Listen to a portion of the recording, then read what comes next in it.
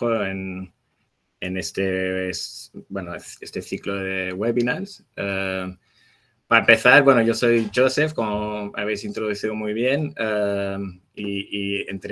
soy Joseph y junto con Balbina Nogales y Rafael Bosch, como los IPs de esta línea de investigación dentro de el Laboratorio de Microbiología y Biotecnología Ambiental de las Islas Baleares. Para empezar a poner colorines a la presentación.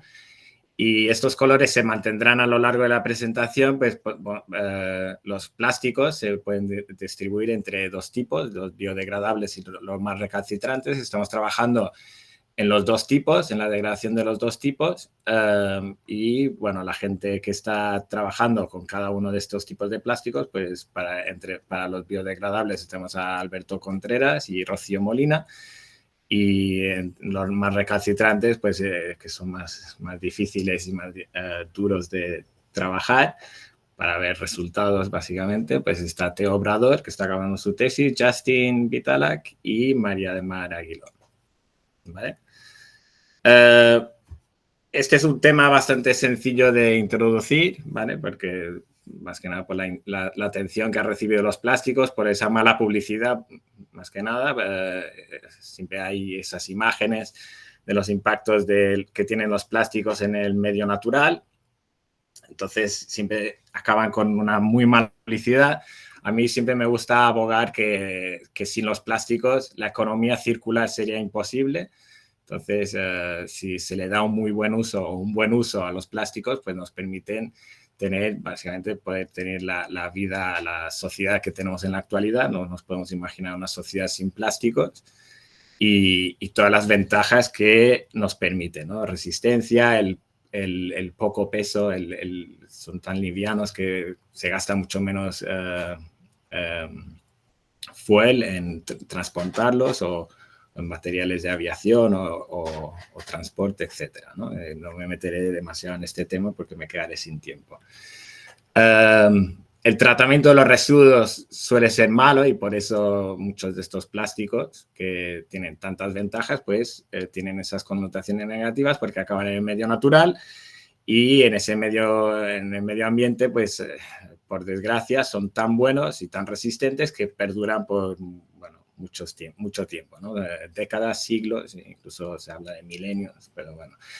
En la Unión Europea el tratamiento de residuos es bastante bueno, se está intentando reducir el vertido de los residuos en vertederos, entonces se está intentando llegar a un proceso de reciclaje o quema de los residuos para la recuperación de energía. Pero quieras o no, cualquier evento meteorológico un poco adverso, ya sea viento o lluvias torrenciales, pues aunque tengas la basura pues bastante bien controlada, pues estos residuos acaban, quieras o no, en los medios naturales, ¿no? No solo ocurre en países más en procesos de desarrollo, sino que aquí también cuando miráis los ríos o los torrentes, pues encontráis bastante plástico, ¿no? Entonces, esos plásticos, desde el inicio de la producción industrial de los plásticos, ya por la década de los 50, 1950, se han producido 9.000 millones de toneladas, de los que la mayor parte están en el medio ambiente, no solo en uso, sino en vertederos y también en medio natural, ¿no? Y un porcentaje más bajo ha sido reciclado y quemado, ¿no? Y luego siempre hay esos valores que bailan mucho, pues en órdenes de magnitud de cuántos millones de toneladas de plástico hay en los océanos. Estamos hablando de entre 46 millones, pero bueno, este número baila bastante porque es difícil de determinar, ¿no? Como sabéis, cualquier tipo de material o superficie, una vez entra en el medio, si hay agua, hay nutrientes y hay energía, pues acabará formando un biofilm. Bueno, antes de mencionar en el medio natural, pues estos plásticos, principalmente por procesos abióticos, pues acaban envejeciéndose, y hablaré bastante de este plástico envejecido, y se acaban rompiendo y produciendo estos microplásticos del que tanto habla la gente, ¿no? aquí era lo que quería decir, lo de una vez estos plásticos entran en medios naturales, cuando hay agua, energía y nutrientes, pues evidentemente se desarrolla un biofilm de microorganismos que crecen sobre estas superficies y en los últimos años se le ha dado el nombre de la plastisfera, ¿no? Se habla un montón de la plastisfera, que son esos organismos, microorganismos que crecen y desarrollan biofilm sobre plásticos. Hay un montón de estudios que han mirado la composición de estas comunidades y se especula mucho de microorganismos biodegradadores que están degradando el material. Si se realiza un metagenoma de esta comunidad, se habla mucho de posibles enzimas involucradas en la degradación del plástico, pero la realidad es que cuando miramos estos datos ómicos, ya sea de amplicones de comunidades o análisis de comunidades o metagenomas, la realidad es que no sabemos o no tenemos el conocimiento suficiente para saber qué estamos buscando, ¿no? Y ese es un problema en el que estamos trabajando y me gustaría resaltar a lo largo de esta presentación, con los avances que estamos haciendo aquí en Mallorca, ¿no? Enfatizar que no todos los plásticos son iguales, ya químicamente son diferentes, pero ya sus propiedades son enteramente diferentes. Nos gusta clasificarlos en los que son más refractarios, los más recalcitrantes, que son en rojo, como he dicho, este color lo mantendré para este tipo de plásticos a lo largo de la presentación. ¿Por qué son tan difíciles de degradar y tan recalcitrantes? Es porque la cadena principal de estos polímeros son cadenas carbono-carbono, sin ningún punto débil, sin ningún punto para ninguna posible hidrólisis enzimática, ¿vale? Entonces, por eso son tan difíciles de degradar, ¿no? Y de hecho representan aproximadamente un 70% de la producción global, ¿no? de plásticos, ya sea polipropileno, el polietileno de baja o alta densidad, el PVC, el poliestireno, ¿no? Son los típicos materiales que todo el mundo usa a diario en sus casas y la basura vuestro cubo de basura está lleno de este tipo de materiales, ¿no? Luego están los que son hidrolizables,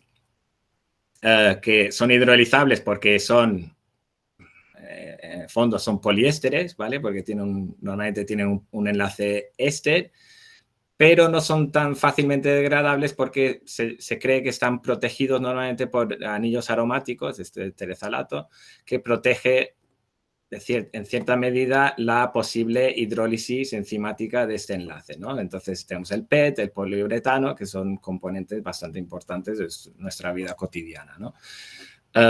¿Son degradables? Sí, porque hay enzimas ya bien caracterizados y de hecho la degradación del PET, las petasas, las famosas petasas son algo que se está estudiando un montón, pero digamos que el proceso es todavía lento, ¿vale? Es un proceso que, bueno, que no pasa en días, sino tarda mucho tiempo en poder degradarse una botella de PET, ¿no? Esas típicas botellas de PET que usamos para beber agua, pues no son tan fáciles de biodegradar en el medio ambiente, a pesar de que haya enzimas que son capaces de degradarlas, ¿no?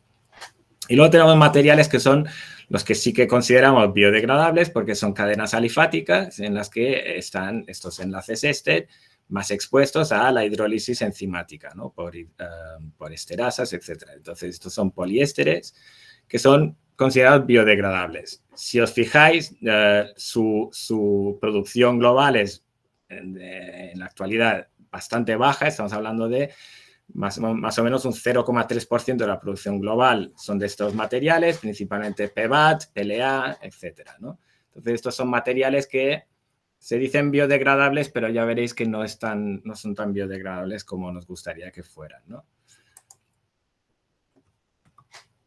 Entonces, ¿qué esperamos? Pues los polímeros hidrolizables o biodegradables, pues pueden ser enzimáticamente hidrolizados por enzimas que producen microorganismos, producen monómeros o oligómeros que luego pueden ser procesados o catabolizados por microorganismos, ¿no? Y este proceso puede ser enteramente biótico.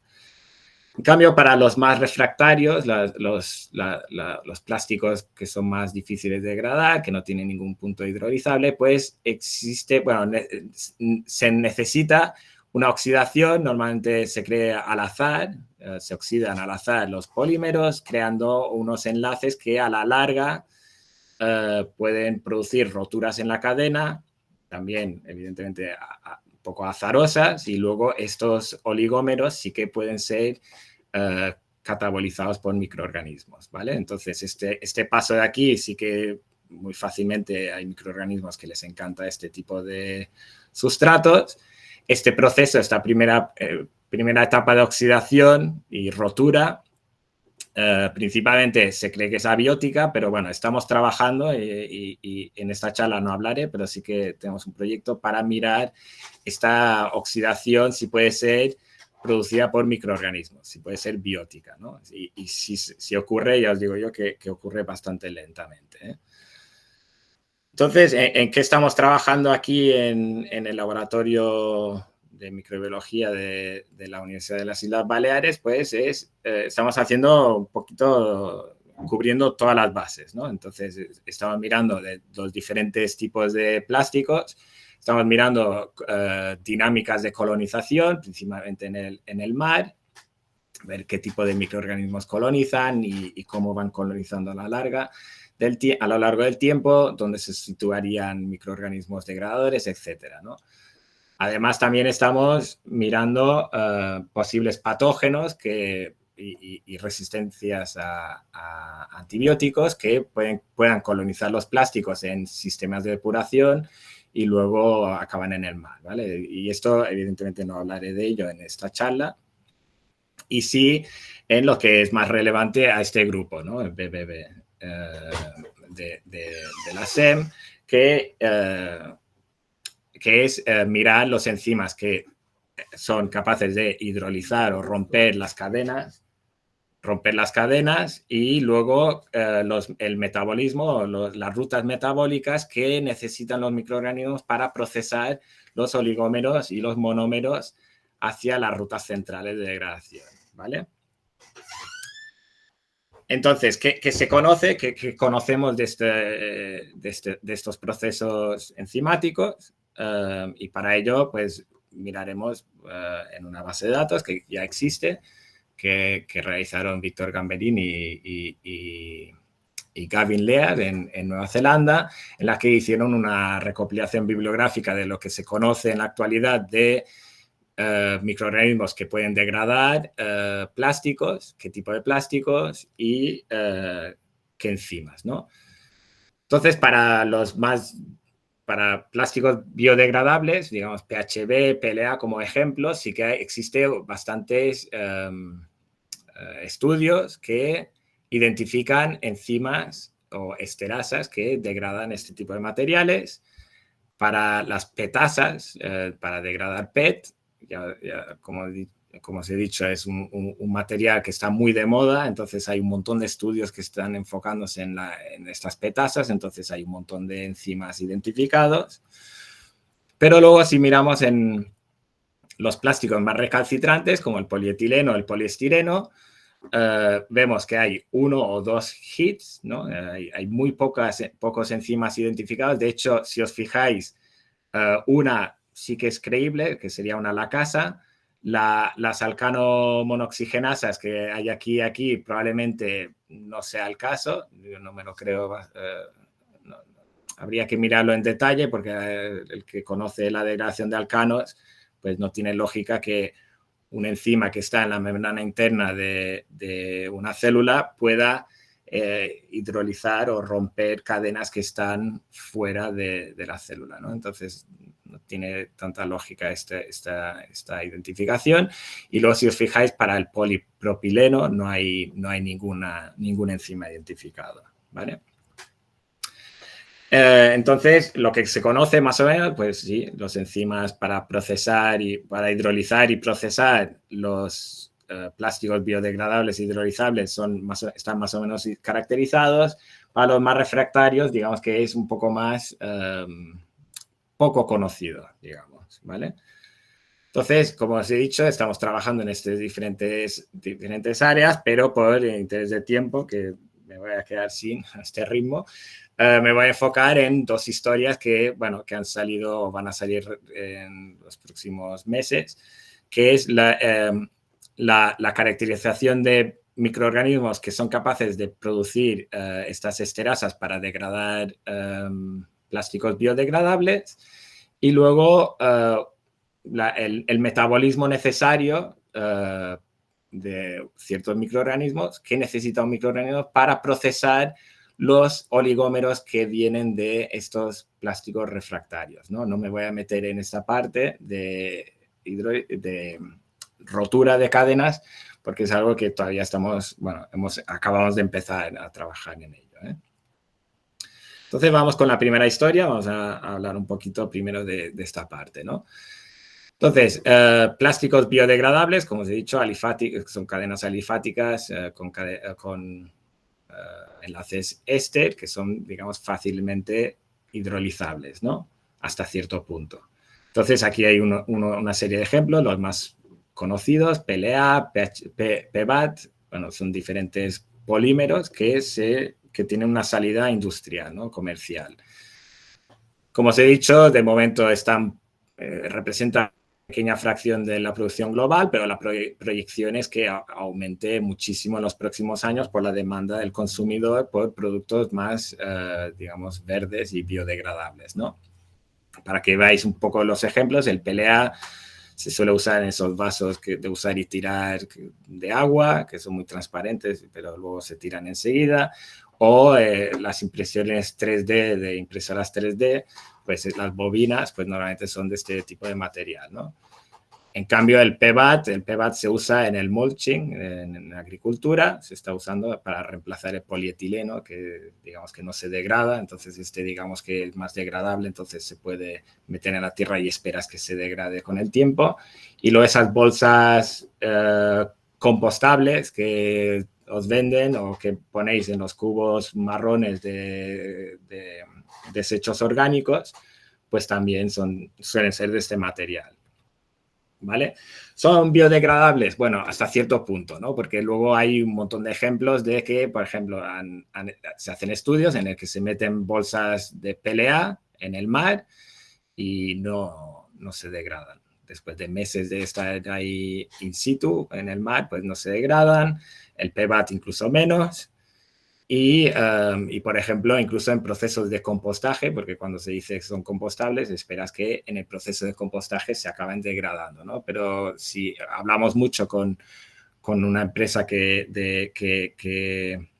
lidia con los desechos sólidos en Mallorca y lo que hacen es, antes de hacer meter los desechos orgánicos en el sistema de compostaje, se intenta quitar estas bolsas porque al final del proceso no acaban degradándose todo lo que se quisiera, ¿no? Entonces no puedes acabar con un producto final de tierra de compostaje que todavía hay fragmentos de plástico de la bolsa de compostaje, ¿no? Entonces intentan quitar porque no se degradan del todo. Entonces digamos que hay mucho espacio para mejorar o buscar microorganismos que degradan estos plásticos, enzimas que sean más eficientes en la degradación de este tipo de plásticos, ¿no? Para ello, ¿qué se necesita? Se necesita aislar organismos del ambiente para caracterizar sus enzimas y trabajar con ellos. Para ello, para PCl y PHB son dos materiales que son muy fácilmente, bueno, se pueden emulsionar muy fácilmente y producir estas placas que son opacas y luego cuando crece un microorganismo que es capaz de producir una enzima que hidroliza el plástico, pues produce estos halos de degradación, ¿no? Esto es que se puede hacer para plásticos, pero se puede hacer para muchos tipos de sustratos y es una forma muy sencilla de buscar microorganismos, bacterias con capacidades degradadoras que nos interesan, ¿no? Y son tan fáciles de hacer que estos son ejemplos de placas de PCl que hemos hecho para hacer prácticas en institutos, ¿no? Estos son de estudiantes de instituto que han aislado microorganismos que son capaces de degradar PCl, ¿vale? ¿Qué pasa? Que para los otros materiales, que además son más interesantes comercialmente, como el PLA o el PHB, no, quiero decir, el PBAT, perdón, no son tan fácilmente emulsionables y es muy, muy, muy difícil conseguir este tipo de placas con otros materiales. Entonces, es muy difícil de aislar organismos, microorganismos con capacidades de degradar estos otros polímeros que nos interesaban un montón.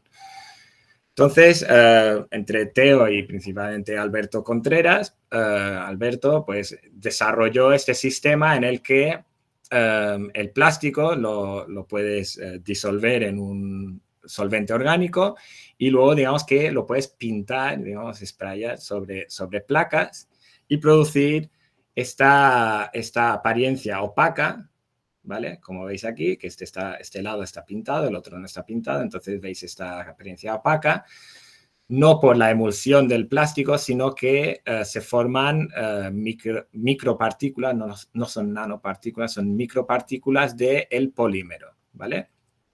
Entonces, esto es un método pues, bastante fácil de implementar y digamos que ahora es muy, muy fácil conseguir placas de este tipo de todos los polímeros biodegradables que deseamos, ¿no? Para ello, bueno, ahora teniendo este método, que está bastante bien descrito en este artículo, para el que le interesa, ya hay varios laboratorios que lo han implementado en su día a día, ¿no? Para conseguir aislar microorganismos que degradan estos polímeros. Pues lo que te permite es screenar nuestra colección de cultivos para ver qué organismos son capaces de degradar los diferentes tipos de polímeros biodegradables, ¿vale? Y como veis, se producen estos halos, entonces podéis decir, este microorganismo es capaz de degradar pero no los otros, etcétera, etcétera, ¿no? Y como veis, podemos ver microorganismos que degradan PLA y PBAT, que son polímeros de gran interés biotecnológico. Aparte de eso, también te permite realizar el screening de comunidades naturales, ¿no? Entonces aquí tiras, bueno, pones, esto es una placa de PCL, pero como veis en los institutos ya lo hemos implementado esta técnica para aislar en institutos, ¿vale? Con los chavales de instituto, pues microorganismos que son capaces de degradar PBAT, y aquí veis unos ejemplos de unos halos de degradación del PBAT y aquí del PLA, ¿vale? Aquí veis estas placas que ya hemos podido de forma muy sencilla identificar y aislar microorganismos que degradan estos materiales, ¿no? Entonces, bueno, íbamos a publicar el método, pero el editor de la revista a la que lo sometimos originalmente dijo que lo quería ver implementado en con diferentes muestras ambientales, ¿no? Entonces, nos pareció muy buena idea, mucho trabajo, pero muy buena idea. Entonces, lo que hicimos fue tomar diferentes muestras de sedimentos terrestres y marinos, ¿vale? Entonces, usamos tierra de compostaje, tierra de suelos de agricultura, sedimentos de agua dulce, pero también marinos, ¿eh? Entonces tomamos sedimento de puertos y de costa, de playas, etcétera, y miramos el potencial degradador que había para la proteína, que era nuestro control, y los diferentes polímeros biodegradables, ¿vale? PHB, PCL, PES, PBS, PLA y PBAT, ¿no? Lo primero que nos permitió era ver la biodegradabilidad de cada uno de estos polímeros, ¿vale? Y como se esperaba, el PLA y PBAT eran de los menos degradables. Esto es, los números son el logaritmo en base 10, ¿vale? Entonces, si veis un -1, quiere decir que 1 de cada 10 puede degradar proteína, en este caso, por ejemplo. Si veis un -3, quiere decir que 1 de cada 1000 es capaz de degradar PHB, etcétera, ¿vale? Pero los colores, con entender los colores ya va bien, ¿no? Entonces, cuanto más rojo, más potencial de biodegradador había en cada una de las muestras, y cuanto más azul, pues menos potencial biodegradador en las muestras, ¿vale? Entonces, evidentemente había los menos degradables, y luego PHB, que es un poliéster natural, es el de los más degradables, PCL, etcétera. Pero lo más interesante de esto es ver la diferencia abismal que había entre muestras terrestres, ¿vale? Y que veis que es bastante homogéneo, independientemente del tipo de muestra de donde provenga, respecto a las muestras marinas, ¿vale? En la que el potencial biodegradador era muchísimo menor y estamos hablando de 1000 veces menor, ¿vale? Había 1000 veces menos potencial biodegradador en el mar que en la tierra, ¿vale? ¿Por qué? Bueno, es algo que estamos trabajando. Inicialmente, ahora tenemos una estudiante de TFG que está mirando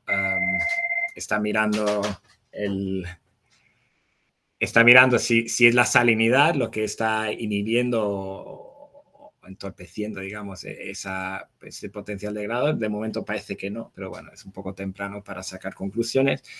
Y bueno, estamos mirando esto. Esto es algo que podemos discutir al final, si alguien tiene alguna pregunta o sugerencia, ¿no? Entonces, bueno, estamos trabajando en esto sería la primera pregunta, y también en procesos de intentar mejorar la biodegradabilidad de estos plásticos, ¿no? En el ambiente. Para ello estamos, bueno, lo típico, ¿no? En biotecnología, en la que se caracterizan enzimas, las hidrolasas, normalmente son de alfa-beta hidrolasas, las que degradan este tipo de materiales. Estamos aislando microorganismos, identificando los enzimas y sobreexpresándolo, etcétera, caracterizando estos enzimas. Y bueno, esto es trabajo en marcha que estamos realizando. Para la segunda parte, pasamos a la segunda parte, que es la degradación de estos compuestos intermediarios de la degradación de plásticos refractarios, ¿vale? Y principalmente me centraré en el trabajo que hemos hecho hasta el momento, que es en la degradación de polietileno, ¿vale? Que es el polímero más producido a nivel global, y el polipropileno, ¿vale? Que tiene toda una serie de usos. Como os podéis imaginar, si le dais polietileno o polipropileno sin envejecer a un microorganismo o cualquier microorganismo, es muy difícil ver un cultivo que crezca, ¿no? Entonces, esta parte ya os digo que estamos trabajando, pero vamos a hablar de esta segunda parte, ¿no? Entonces, si el plástico ya está envejecido, digamos que ya estamos en esta etapa en la que el plástico envejecido suelta un montón de oligómeros, como os podéis imaginar. Hay hay una serie de microorganismos que les gusta mucho y son capaces de usarlo como fuente de carbono y energía, ¿vale? Y vamos a enfocarnos en esta parte de aquí. Entonces, la pregunta es, ¿qué metabolismo necesita un buen degradador de este tipo de materiales? ¿Vale? Enfocándonos en polietileno y polipropileno. Entonces, lo primero es caracterizar qué sueltan estos materiales, ¿no? ¿Qué suelta el polietileno y el polipropileno cuando se envejece y se empiezan a romper las cadenas? ¿Qué tipo de materiales o moléculas sueltan? Y sabiendo eso, pues puedes imaginarte qué tipo de metabolismo requiere una bacteria para poder usarlo como fuente de carbono y energía, ¿no? Entonces, nosotros usamos polietileno y polipropileno de Sigma, que normalmente no tiene ningún aditivo más que el polímero en sí, y lo envejecemos por razones prácticas, por temperatura, y se acaban amarilleando estos pellets, como podéis ver en la figura, y luego se produce por FTIR, se puede caracterizar pues picos de oxidaciones, ¿no? Que ya te está diciendo que este material está envejeciéndose porque se produce este pico muy característico, un pico carbonilo, que te dice que la cadena se empiezan a oxidar en diferentes zonas del polímero, ¿no? Si se caracteriza el carbono orgánico que suelta este material, pues vemos que el polietileno envejecido suelta bastante digamos, moléculas orgánicas al medio, ¿vale? En cambio, cuando no está envejecido, no suelta tanto, ¿vale? O no suelta, básicamente, no significativamente bueno, no suelta. Entonces, y luego el polipropileno envejecido también suelta, pero digamos que no tanto, ¿vale? Digamos que es un poco más duro o más recalcitrante que el polietileno. Entonces, lo que libera en materia, en carbono orgánico es menor, pero suelta suficiente como para que las bacterias tengan algún sustrato para poder crecer, ¿vale? Entonces, si hacemos metabolómica, esto es un poco complicado, pasaré rápido, que si no me quedaré sin tiempo. Lo que vemos es la gran complejidad de moléculas que se generan, ¿no? Básicamente, para que os hagáis una idea, se producen estas series. Esta sería un dicarboxilo, ¿vale? Entonces, de 7 carbonos, 8 carbonos, 9 carbonos, etcétera, ¿no? Entonces, se producen estas series muy características de diferentes oxidaciones, dobles enlaces, no solo grupos carboxilo en los extremos, sino también se pueden hidroxilar, etcétera, ¿no? Entonces se produce una sopa, digamos que lo que se produce es una sopa de compuestos como, bueno, esto es otra forma de representar estos datos metabolómicos en los que veis que normalmente las moléculas, en general, las más abundantes suelen tener 4 oxígenos, que lo que te viene a decir es que son dicarboxílicos, son cadenas alifáticas dicarboxiladas en cada lado, y igual para polipropileno, ¿vale? Y el tamaño de carbonos, de átomos de carbono que suelen tener, pues más o menos estamos hablando de 14, 18. 18 esperas que tenga más porque el polipropileno tiene esta metilación que lo hace muy difícil de degradar, como veremos en las siguientes diapositivas, ¿no? Entonces, digamos que hay una sopa de compuestos, entonces un microorganismo tiene que ser capaz de afrontar o usar el máximo número de estas moléculas para poder ser eficiente en el uso de este tipo de compuestos que se liberan de estos plásticos envejecidos, ¿vale? Entonces, ¿qué tipo de metabolismo requiere un buen degradador de polietileno? ¿Vale? Entonces empezaremos con el polietileno.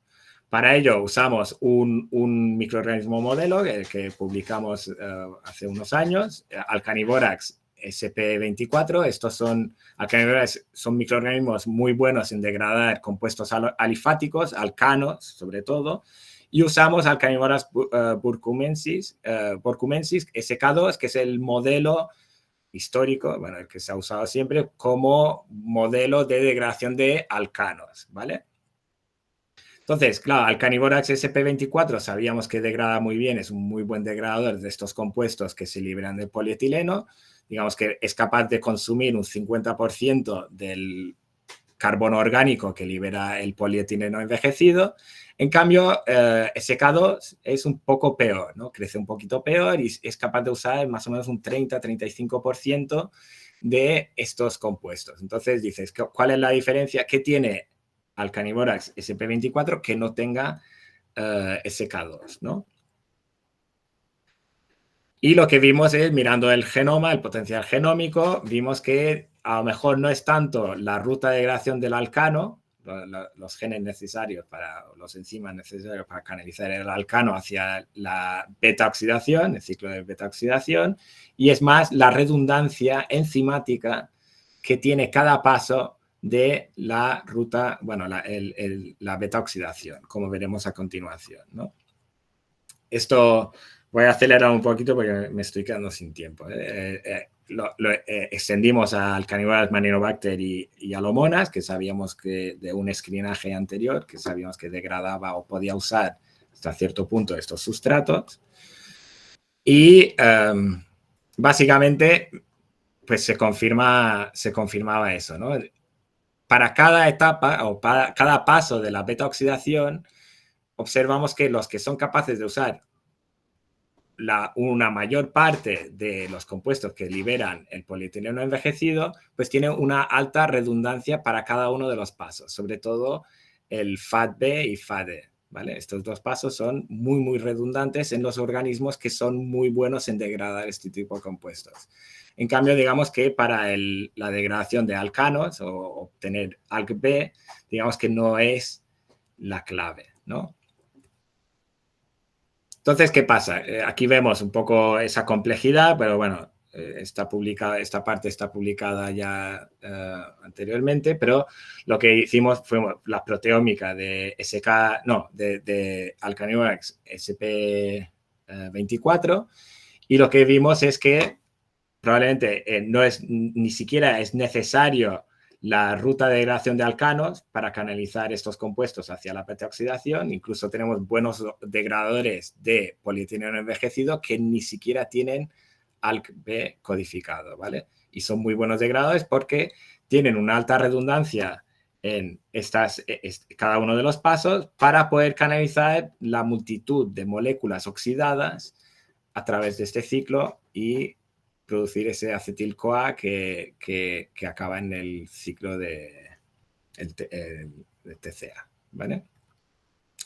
Pasando al polipropileno, y esto es, digamos, más interesante todavía porque no teníamos inicialmente ni idea de cómo podría procesar un organismo este tipo de compuestos alifáticos, pero metilados cada 2 carbonos, ¿vale? Entonces, screenando nuestra colección de microorganismos que tenemos aquí en el laboratorio, pues había muy pocos o casi ningún microorganismo capaz de usar polipropileno envejecido, ¿vale? O si lo podía usar, lo usaba muy poco, había muy poco crecimiento de forma obvia, ¿no? Entonces tuvimos que ir a sistemas terrestres, normalmente usamos microorganismos marinos, tuvimos que pasarnos a sistemas terrestres porque son mucho más, tienen mucho más potencial degradador.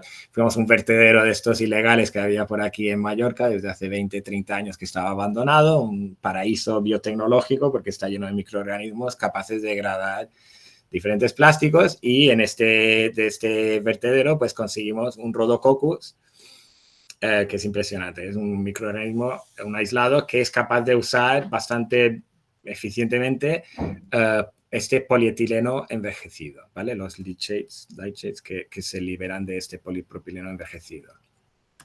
Entonces, aparte del polipropileno envejecido, que crece bien, considerando que el polipropileno suelta menos carbono orgánico que el polietileno, pero también, evidentemente, este bicho también podía usar el polietileno como fuente de carbono y energía. El consumo de carbono orgánico era bastante obvio. Esto es piruvato, que puede usar, obviamente, podía usar piruvato como fuente lábil de control, y luego el polietileno era capaz de usar un 54-55%, parecido al Caniborax, ¿vale? El que he enseñado antes. Y el polipropileno también es capaz de usar una fracción de este carbono orgánico, ¿no? Por desgracia, creo que no me va a dar tiempo de hablar de esta parte, que es la firma isotópica, ¿no? Cuando hay cosas, sobre todo para la degradación de plásticos, que muchas veces no es obvio poder caracterizar la degradación, o si realmente hay degradación, si un microorganismo es capaz de degradar, lo mejor es usar la firma isotópica, ¿no? Si un microorganismo coge la firma isotópica del sustrato, asumes que está asimilándolo como fuente de carbono para nuevas estructuras, ¿no? Entonces aquí veis cómo el Rhodococcus, aquí con polietileno y polipropileno, estaba cogiendo esa firma isotópica del material con la que se estaba alimentando, ¿no? Hay un poco más de detalle en una perspectiva que publicamos en Microbial Biotechnology de Theo Obrador, pero bueno, si queréis más detalles. Esto lo voy a saltar porque, bueno, es una cosa que me encanta explicar, pero si no me voy a emocionar y se me van a ir 10 minutos. Entonces, tú eres lo que comes, ¿no? Entonces, se basa en que el plástico hecho de combustibles fósiles, claro, los combustibles fósiles son compuestos orgánicos que se generaron en el carbonífero, ¿no? Y en el carbonífero, digamos que solo había plantas C3, ¿vale? Y entonces tiene una firma isotópica muy baja, entonces digamos que hay muy poco carbono 13 versus carbono 12, principalmente porque la rubisco le gusta, o cuando tiene que fijar carbono, pues discrimina positivamente hacia el carbono 12 versus carbono 13, ¿vale? Entonces, una planta C3 acaba fijando compuestos que son muy ricos en carbono 12 y muy pobres en carbono 13.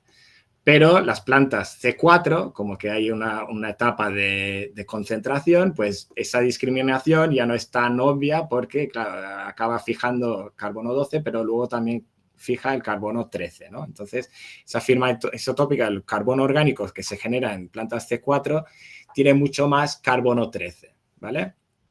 Y esto se representa aquí, bueno, si le queréis echar un vistazo en la grabación, pero bueno.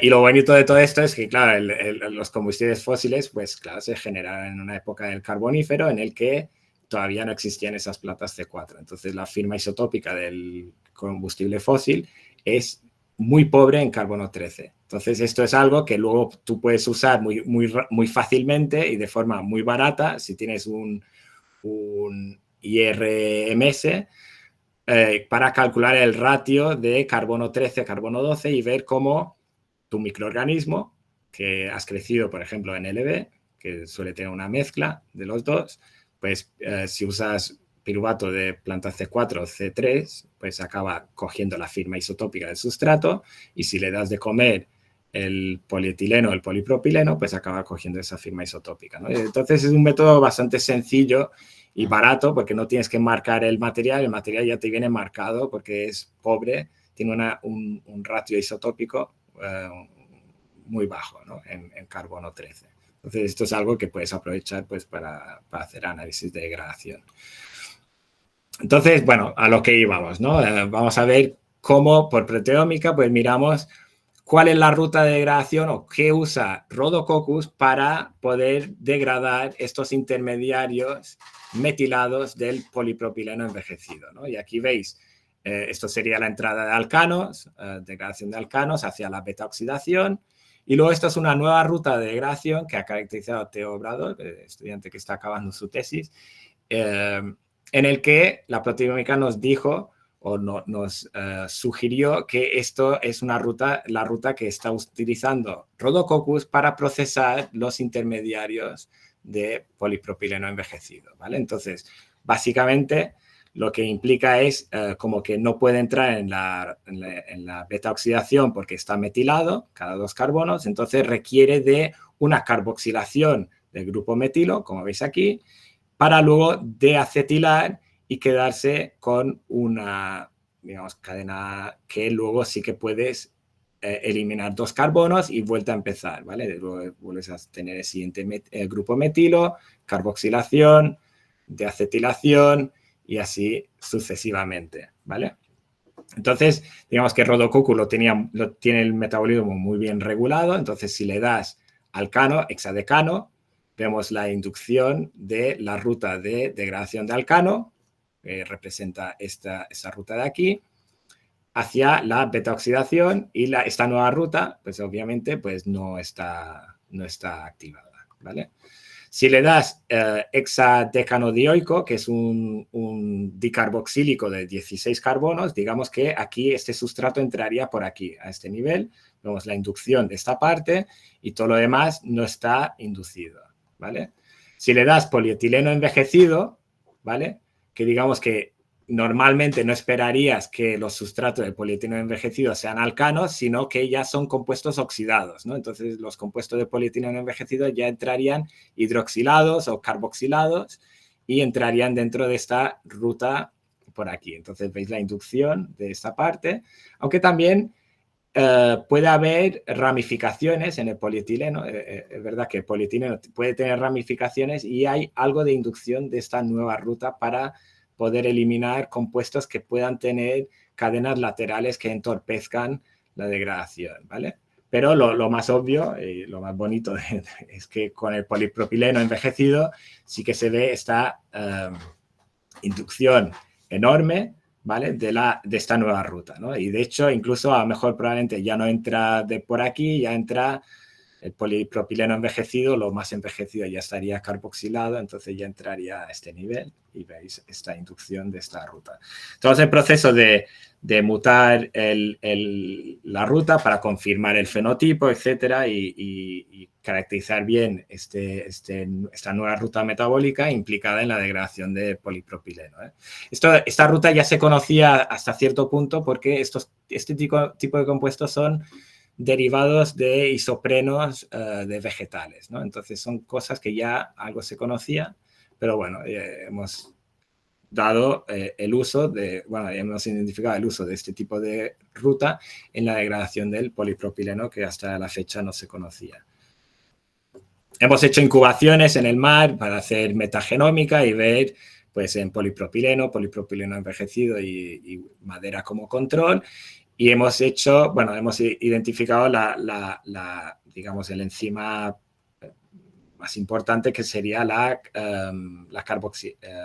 carboxilasa, ¿vale? La carboxilación, este tipo de enzima. Y hemos visto su abundancia y vemos que efectivamente está enriquecido en las plastisferas del polipropileno, las dos, versus el agua, o el agua que rodea, o la madera, ¿vale? Entonces, bueno, a modo de resumen, ya acabo con esto, para que haya tiempo de preguntas. Esto es en lo que estamos trabajando. Podemos decir que ya esto está mejor caracterizada, esta parte, y esta parte estamos trabajando en ello, y bueno, a ver si el año que viene ya podemos dar datos sobre procesos biológicos de oxidación de este tipo de materiales, ¿vale? Que es algo en lo que está trabajando Justin Vitelak, y es un proyecto que nos han financiado, el proyecto nacional que tenemos en marcha en la actualidad. Vale, esto es el equipo, ¿vale? Bueno, Rafa Bosch, Balbina Nogales, yo, y luego los que bueno, he presentado la mayor parte de su trabajo, Alberto Contreras, que es el de la primera parte, Teo Obrador, y luego aquí veis Mar Aguiló, Rocío Molina, y bueno, y Justin Vitala, que es la estudiante que está trabajando en ese último, bueno, la oxidación de materiales. Y estos son estudiantes antiguos estudiantes que ya tienen plazas, etcétera, y colaboramos estrechamente con ellos porque, bueno, hacen los análisis metagenómicos y etcétera, que me va muy bien porque yo soy una rata de laboratorio, entonces bioinformática, digamos que no soy tan fuerte, ¿vale? Bueno, y agradecer la financiación y a vosotros por escuchar, y bueno, si tenéis alguna pregunta o discusión de alguna parte, pues encantado. Gracias.